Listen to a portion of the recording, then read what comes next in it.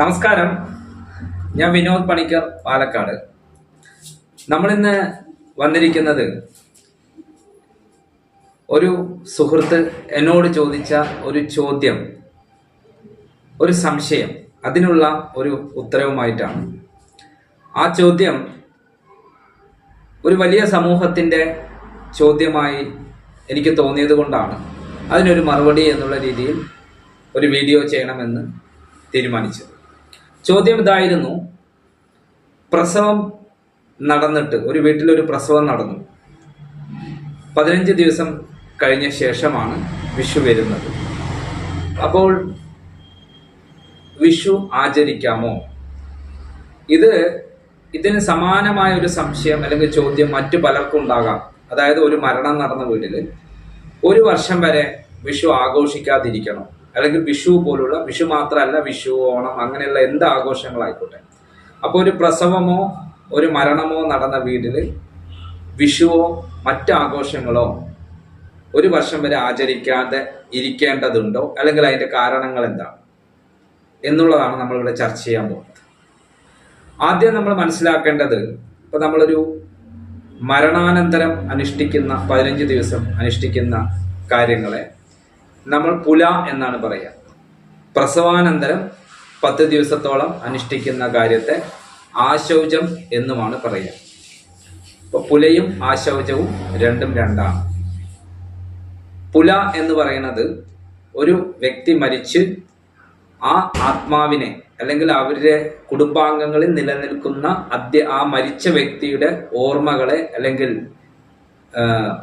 ധനഞ്ജയൻ എന്ന പ്രാണനെ, അത് സങ്കല്പമാണ്, നമ്മൾ ജീവാത്മാവ് എന്ന് പറയും, അതിനെ ലയിപ്പിക്കാനുള്ള, പുനർലയിപ്പിക്കാനുള്ള ക്രിയകളെ അല്ലെങ്കിൽ സങ്കല്പങ്ങളെയാണ് പുല എന്ന് ആചരിക്കുക.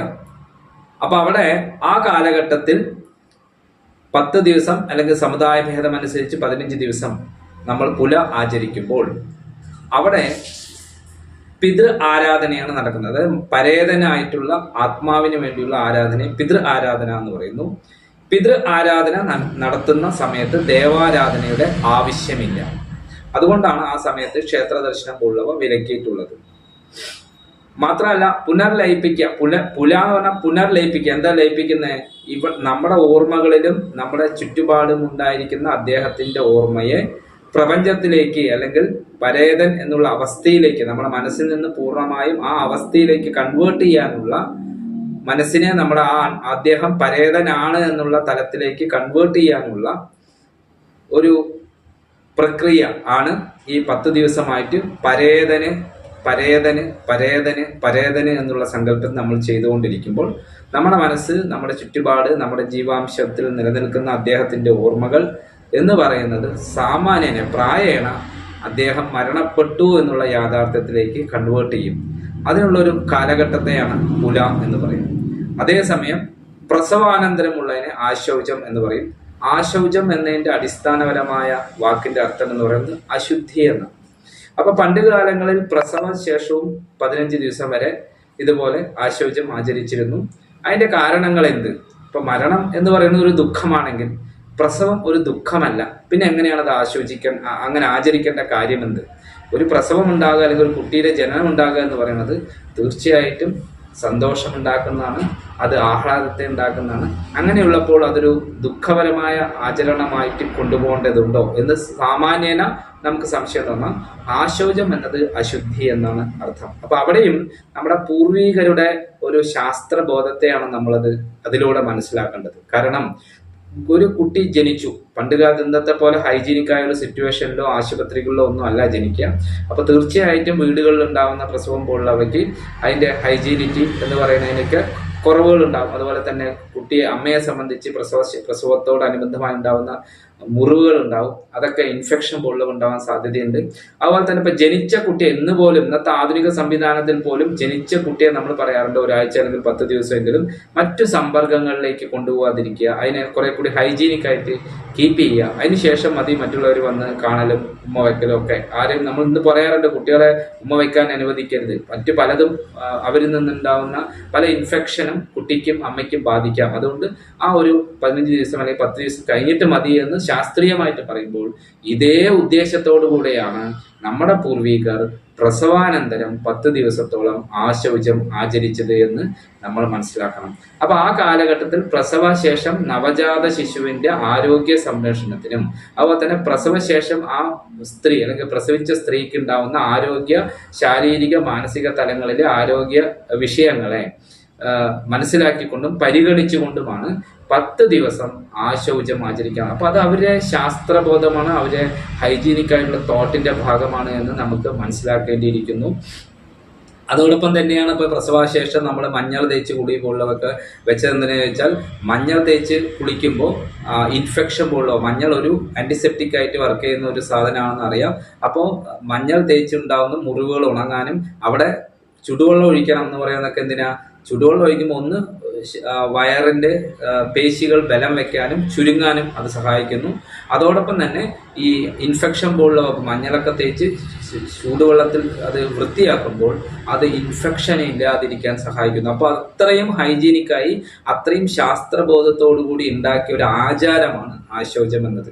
അപ്പൊ ഇങ്ങനെ 2 തലങ്ങളിൽ ഉണ്ടാകുന്ന സമയത്ത് ഇപ്പൊ മരണം നടന്നു അല്ലെങ്കിൽ പ്രസവം നടന്നു, അപ്പൊ ആ ഒരു വീടുകളിൽ ഒരു വർഷം വരെ ഒരു വിഷയം വേണ്ടാത്തതുണ്ടോ എന്ന് ചിന്തിച്ചാൽ ആദ്യം നമ്മൾ പുലയുടെ വിഷയം എടുക്കാം. മരണാനന്തരമാണ് നമ്മൾ പുല ആചരിക്കുന്നത്. അപ്പൊ അവിടെ ശാസ്ത്രീയമായിട്ട് അല്ലെങ്കിൽ വേദാന്തിക്കായിട്ട് ചിന്തിക്കുമ്പോൾ മരണശേഷം ഒരു വർഷം വരെ ചില സമുദായങ്ങളിൽ ഒരു വർഷം വരെ നമ്മൾ അബ്ദദീക്ഷ എന്ന് പറയുന്ന സമ്പ്രദായം ഉണ്ട്, നിലനിൽക്കുന്നു. അതായത് ഒരു അബ്ദം എന്ന് പറഞ്ഞാൽ ഒരു വർഷത്തെ ദീക്ഷാ സമ്പ്രദായം ഉണ്ട്. അപ്പൊ അങ്ങനെ ആചരിക്കുന്നവർ എല്ലാ അമാവാസിയിലും പിതൃതർപ്പണം ചെയ്യണം. ശരിക്കും അങ്ങനെയുള്ളവിടെ അങ്ങനെ ആചരിക്കുന്ന കുടുംബങ്ങളിൽ എന്താ വേണ്ടത് വെച്ചാൽ മൂത്ത മകൻ ഒന്നുകിൽ മുടിയോ നഖമോ മുറിക്കാതെ ഒരു വർഷം വരെ ദീക്ഷയായിട്ട് ഇരുന്ന് പിതൃ ആരാധന ചെയ്യേണ്ടതാണ്. അല്ലെങ്കിലോ മുണ്ടനം ചെയ്യുക, തലമുടി പൂർണ്ണമായും എടുത്ത് മൊട്ടയായിട്ട് ഇരുന്ന് ഒരു വർഷം വരെ എല്ലാ അമാവാസികളിലും പിതൃതർപ്പണാദികൾ ചെയ്ത് ഒരു വർഷം വരെ ആ പിതൃവിന്റെ ആരാധനയ്ക്ക് വേണ്ടി മാറ്റിവെക്കുമ്പോൾ നമുക്ക് ഒരു വർഷം വരെ മറ്റ് ആചരണങ്ങളോ ആഘോഷങ്ങളോ ആചരിക്കേണ്ടതില്ല എന്നുള്ളതാണ്. അപ്പൊ അങ്ങനെ ആചരിക്കുന്നവിടെ മാത്രമാണ് ഒരു വർഷം വരെ നമുക്ക് ഇതൊക്കെ മാറ്റിവെക്കേണ്ടുള്ളൂ. അപ്പൊ അത് മരണശേഷമാണ്. അപ്പോൾ അങ്ങനെയല്ലാതെ ഇപ്പൊ നമ്മളെ സാധാരണക്കാരായ നമ്മളെ പോലുള്ളവരെ നമ്മൾ ഒരു 15 ദിവസം അത് മരണശേഷം പുല ആചരിച്ച് ക്ഷേത്ര ദർശനം നടത്തി അവിടെ നമ്മൾ ആ പുണ്യസ്ഥലങ്ങളിൽ പോയി ആ അസ്ഥിയും മറ്റുമൊക്കെ ഒഴുക്കി അതിനുശേഷം ശുദ്ധി വരുത്തി പുണ്യാഹശുദ്ധി വരുത്തിയിട്ട് ക്ഷേത്ര ദർശനം നടത്തിയിട്ടാണ് തിരിച്ചു വരിക. അത് വളരെ പ്രത്യേകമാണ്. അപ്പോൾ ക്ഷേത്ര ദർശനം നടത്താൻ നമ്മൾ യോഗ്യരായി എന്നാണ് അതിൻ്റെ അർത്ഥം. അപ്പൊ പുല കഴിഞ്ഞ് ക്ഷേത്ര ദർശനം നടത്തി വന്നു കഴിഞ്ഞാൽ വീട്ടിലേക്ക് വരുമ്പോൾ നമ്മൾ ആ ക്ഷേത്രത്തിൽ നിന്ന് പുണ്യാഹം കൊണ്ടുവന്ന് വീട് ശുദ്ധി ചെയ്ത് അതുവരെ നമ്മൾ വിളക്ക് വെച്ചത് പിതൃ ആരാധനയുടെ ഭാഗമായി പരേതനെ സങ്കല്പിച്ചാണെങ്കിൽ അന്ന് മുതൽ വീണ്ടും നമ്മൾ ഈശ്വര ആരാധനയിലേക്ക് പോകണം. അപ്പൊ നമ്മൾ അബ്ദദീക്ഷ ഒരു വർഷം വരെ ദീക്ഷാ സമ്പ്രദായം നമ്മൾ ഫോളോ ചെയ്യുന്നില്ലെങ്കിൽ 15 ദിവസം കഴിഞ്ഞാൽ നമ്മളുടെ ക്ഷേത്ര ദർശനവും അതുപോലെ തന്നെ നമ്മുടെ വാർഷികമായിട്ടുള്ള ആഘോഷ പരിപാടികളോ വിവാഹം പോലുള്ളവയോ ഒന്നും മാറ്റിവെക്കേണ്ട എന്നുള്ളതാണ് ശാസ്ത്രീയ തലം. അത് അങ്ങനെ ഇരിക്കെ തന്നെ പ്രസവാനന്തരം നമ്മൾ ആചരിക്കുന്നു എന്ന് പറയുന്നതിന് എന്ത് യുക്തിയാണുള്ളത്? അപ്പൊ പ്രസവം ഒരിക്കലും ഒരു ദുഃഖം പോലെ, മറ്റത് ഒരു മരണം എന്ന് പറയുന്നത് ഒരു ദുഃഖമാണെങ്കിൽ കൂടി പ്രസവം ഒരിക്കലും ഒരു ദുഃഖമല്ല, സന്തോഷമാണ്. എത്രയോ പേർക്ക് സന്താനങ്ങൾ ഇല്ലാതിരിക്കുമ്പോൾ ഒരു കുട്ടി ഉണ്ടാവുക എന്ന് പറയുന്നത് ഒരു വീടിനെ സംബന്ധിച്ച് അതിന്റെ അഭിവൃദ്ധിയുടെ അല്ലെങ്കിൽ പുഷ്ടിയുടെ ലക്ഷണമാണ്. കാരണം സന്തതി പരമ്പര ഉണ്ടെങ്കിൽ മാത്രമാണ് ഒരു തലമുറ നിലനിൽക്കുകയുള്ളൂ. അപ്പോൾ പുതിയ തലമുറകളിലേക്കുള്ള പ്രയാണം ആ കുടുംബപരമായിട്ട് അതിന്റെ വികസനമാകുമ്പോൾ അത് ഒരിക്കലും ദുഃഖമയമല്ല എന്നുള്ളത് കൊണ്ട് തന്നെ ആശൗചം എന്ന വാക്കിനർത്ഥം അശുദ്ധി എന്നുള്ളത് കൊണ്ട് ആ 10 ദിവസം ആശൗചം ആചരിക്കുക എന്നുള്ളതിനപ്പുറം അതാണ് അശുദ്ധിയുള്ളവർ പുറത്തു പോയവർ തിരിച്ചു വരും. കാരണം ഇതൊക്കെ ഈ കുട്ടിയുടെ ആരോഗ്യത്തെ അല്ലെങ്കിൽ നവജാത ശിശുവിന്റെ ആരോഗ്യത്തെ ബാധിക്കുമെന്നുള്ള ദീർഘവീക്ഷണത്തിലാണ് അങ്ങനെ ഒരു ആചാരം ഉണ്ടാക്കിയത്. അപ്പൊ അങ്ങനെ ഒരു വീട്ടിലൊരു പ്രസവം നടന്നു എന്നുള്ളത് കൊണ്ട് നമ്മുടെ വിഷുവോ ഓണമോ ഒരിക്കലും ആചരിക്കാൻ പാടില്ല എന്ന് വിചാരിക്കുന്നതിന് ഒരു ശാസ്ത്രീയ അടിസ്ഥാനമില്ല. അപ്പോൾ വിഷു, ഓണം പോലുള്ളവ ഒരു പ്രസവം നടന്നു എന്നുള്ളത് കൊണ്ട് ഒരിക്കലും മാറ്റിവെക്കേണ്ടതില്ല. അതുപോലെ തന്നെ ഇപ്പം മരണം നടന്ന വീടുകളിലും 15 ദിവസം കഴിഞ്ഞാൽ എല്ലാ ആചാരങ്ങളും അനുഷ്ഠിക്കാവുന്നതാണ്. പിന്നെ അങ്ങനെയല്ല, ഞങ്ങൾ ഒരു വർഷം വരെ ഞങ്ങളൊരു ദുഃഖാചരണമായിട്ട് ആചരിക്കുകയാണ്, അത് ഞങ്ങളുടെ ഇഷ്ടമാണെന്ന് വെച്ചാൽ അതുകൊണ്ട് ഒരു തെറ്റുമില്ല. നമ്മുടെ ഒരു ഇഷ്ടമാണ് അങ്ങനെയൊക്കെ ചെയ്യണമെന്നുള്ളത്. നമുക്ക് ആ മരിച്ച വ്യക്തിയോടൊരു പ്രിയപ്പെട്ട ആയിട്ട് നമ്മൾ കണക്കാക്കണം. അത്രയും പ്രാധാന്യം കൊടുക്കുന്ന ഒരു വ്യക്തിയാണെങ്കിൽ ഒരു വിഷയമില്ല. പിന്നെ നമ്മളൊക്കെ ചിന്തിക്കേണ്ടതുണ്ട്. ഇപ്പൊ മരണം എന്ന് പറയുന്നത്, ഇപ്പൊ നമ്മൾ സാമാന്യന ഒരു വ്യക്തി ജീവിച്ച് അവരെ പ്രായത്തിൽ കറക്റ്റായിട്ട് എല്ലാ കാര്യങ്ങളും കഴിഞ്ഞ് ഒരു പ്രായപൂർത്തി ആയ ശേഷം സാമാന്യ ഒരു സാമാന്യമായിട്ടൊരു മരണം സംഭവിച്ചാൽ അതിലൊക്കെ ഇപ്പൊ എത്ര ദുഃഖിക്കാനുള്ളത് എന്ന് നമ്മൾ ചിന്തിക്കണം. കാരണം ഇത് അനിവാര്യമായ സത്യമാണ്, അല്ലെ? നമ്മളെല്ലാവരും മരണത്തിലേക്ക് നടന്നുകൊണ്ടിരിക്കുന്നതാണ്. അപ്പൊ ഇതിനെയൊക്കെ ഇത്രേ എടുക്കേണ്ടുള്ളൂ. കാരണം നമ്മുടെ ശാസ്ത്രീയമായിട്ട് നമ്മുടെ ഗ്രന്ഥങ്ങളിലൂടെ നമ്മുടെ പൂർവാചാരങ്ങളിലൂടെ പോകുമ്പോൾ ഇതിനൊക്കെ കൃത്യമായ കാര്യകാരണങ്ങളും സങ്കല്പങ്ങളും ഉണ്ട്.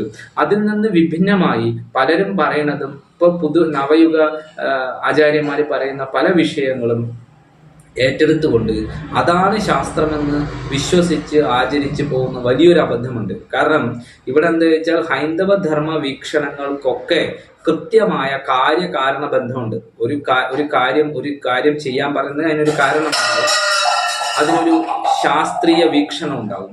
അപ്പൊ ഇതൊന്നും ഇല്ലാതെ ആരെങ്കിലും പറയുന്നത് കൊണ്ട് മാത്രം നമ്മൾ ഇങ്ങനെയുള്ള ആചാരങ്ങളെ പിന്തുടരുന്നത് അബദ്ധമാണ് എന്ന് സവിനയം ഓർമ്മപ്പെടുത്തട്ടെ. തീർച്ചയായിട്ടും മരണം പോലുള്ളവയും പ്രസവം പോലുള്ളവയും സംഭവിച്ചാൽ അതിന് പറഞ്ഞിട്ടുള്ള ദിവസങ്ങളിൽ അത് ആചരിക്കുക.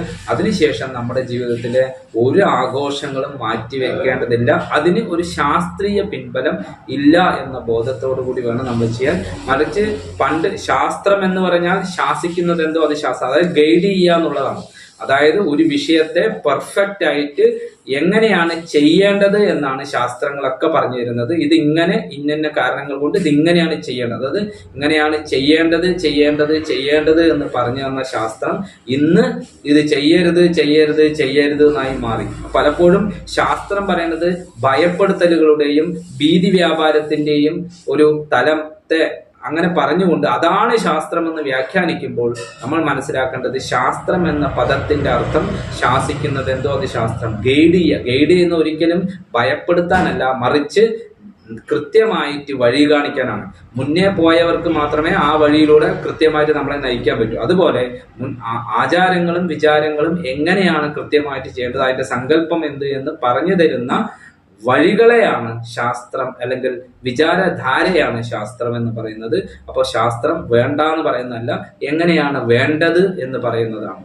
അപ്പൊ ഈ ആചാരങ്ങളും വിചാരങ്ങളും, നമ്മുടെ വിചാരങ്ങളെ മൂന്നായി തിരിച്ചിട്ടുണ്ട്: ആചാരം, അനാചാരം, ദുരാചാരം എന്നത്. ആചാരം എന്നത് സദാചാരം, സദ എന്ന വാക്ക് ചേർത്താൽ തന്നെ നല്ലത് എന്നാണ്. സദാചാരം അല്ലെങ്കിൽ ആചാരം എന്നത് ഒരു വിഷയം എങ്ങനെയാണ് ചെയ്യേണ്ടത് എന്ന് പറയുന്നു. അനാചാരം എന്നത് ഒരിക്കലും അത് ചെയ്യാൻ പാടില്ലാത്തത് എന്ത് എന്ന് പറഞ്ഞു തരുന്നു.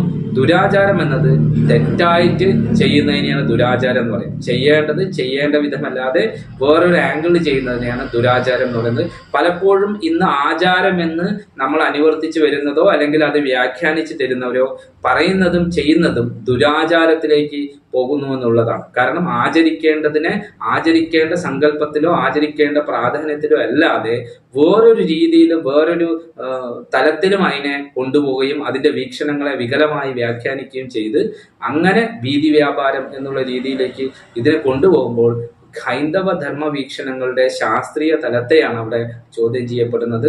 പലപ്പോഴും ഇതിങ്ങനെ പാടില്ല പറയുന്നവർക്ക് അതിന്റെ കാരണം എന്ത് എന്ന് ചോദിച്ചാൽ അറിയില്ല. അതാണ് ഏറ്റവും വലിയൊരു പ്രശ്നം. അപ്പൊ അങ്ങനെ പറയുന്നത് അതിന്റെ കാരണം എന്താ വെച്ചാൽ അങ്ങനെയൊന്നും അറിയില്ല, അത് അങ്ങനെയാണെന്ന് മാത്രം അത് പറയുന്നതാണ്. ഇത് പാടില്ല അത് പാടില്ല എന്ന് പറയുന്നവരെക്കാൾ ഇത് എങ്ങനെയാണ് ചെയ്യേണ്ടത് എന്ന് പറയുന്നവർ വളരെ കുറവായ ഒരു കാലഘട്ടത്തിൽ തീർച്ചയായിട്ടും നമ്മുടെ ആ ചുറ്റുമുള്ള, നമ്മുടെ ജനനം മുതൽ മരണം വരെയുള്ള നമ്മുടെ ജീവിത സാഹചര്യങ്ങളിലെ ആചാര വിചാരങ്ങളുടെ ശാസ്ത്രീയ തലത്തെ അല്ലെങ്കിൽ സങ്കല്പത്തെ നമ്മൾ ഓരോരുത്തരും മനസ്സിലാക്കുകയും അത് പുതിയ തലമുറയിലേക്ക് പറഞ്ഞു കൊടുക്കുകയും നമ്മൾ ചെയ്യുന്ന പ്രവൃത്തി കോൺഫിഡൻറ്റോടുകൂടി സന്തോഷത്തോടുകൂടി ആചരിക്കാൻ നമ്മൾ ഓരോരുത്തരും ശ്രമിക്കേണ്ടതാണ് എന്ന് മാത്രം പറയുന്നു. എല്ലാവർക്കും നല്ല ഒരു വിഷു ആശംസിക്കുന്നു. നന്ദി, നമസ്കാരം.